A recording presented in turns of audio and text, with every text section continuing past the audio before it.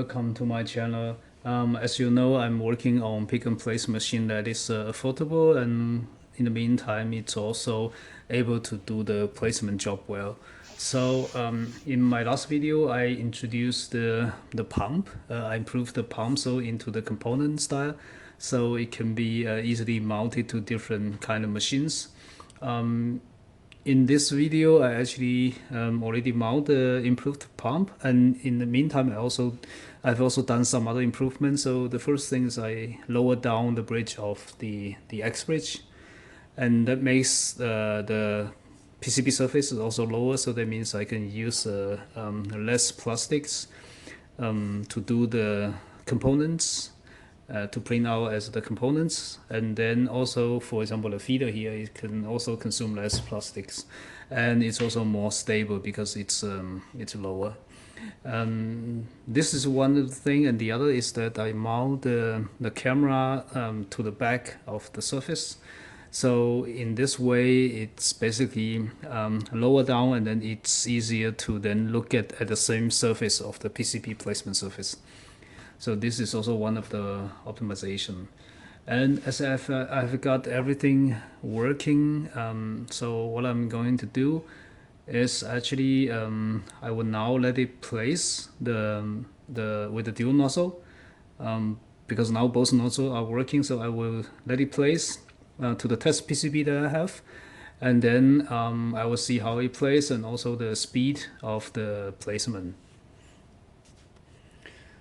So I will show also the OpenPMP software on the side. So now, as you can see, I have set up the OpenPMP, but I need to first identify the PCB position by looking at the fiduciars. So I can just press this one, and it actually look at the 4 fiduciars, and then it locate it to the center position. So now I can actually look if it's actually correctly go to the position of the component, in which it looks pretty good. So what I'm gonna do, I've also set up the feeder already. So it's actually having the components. Now I'm just gonna start placing the components. There are 12 0402 components. Now I'm gonna start the placement. So basically the two are working.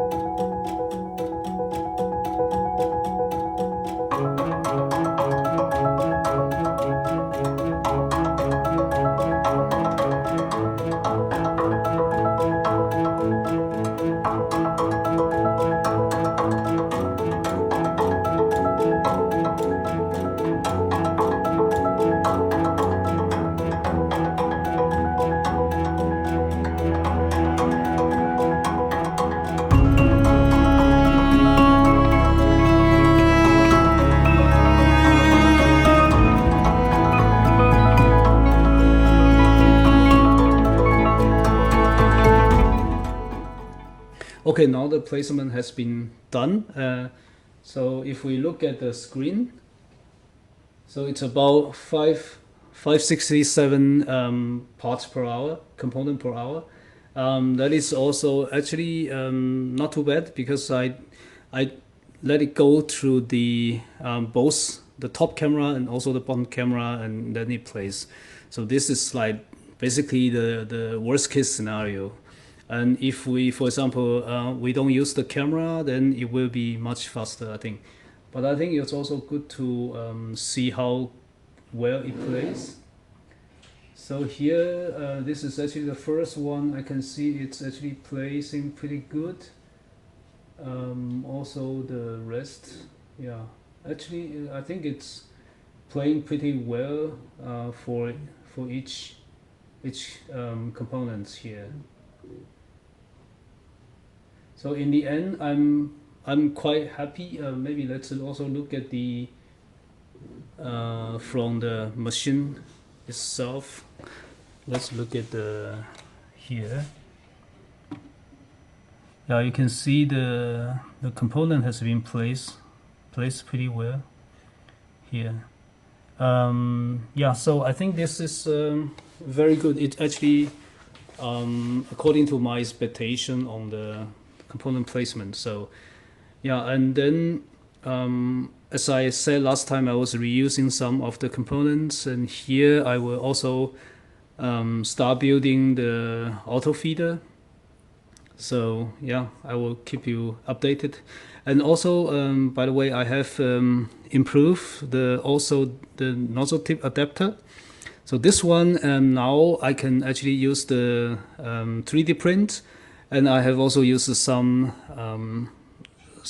boards and also the ceilings to make it well connected to the printed one. So I will release also this model. I will make a video about this model, and then I will release on my website. So yeah, just feel free to leave any comment if you have. And yeah, see you next time. Bye bye.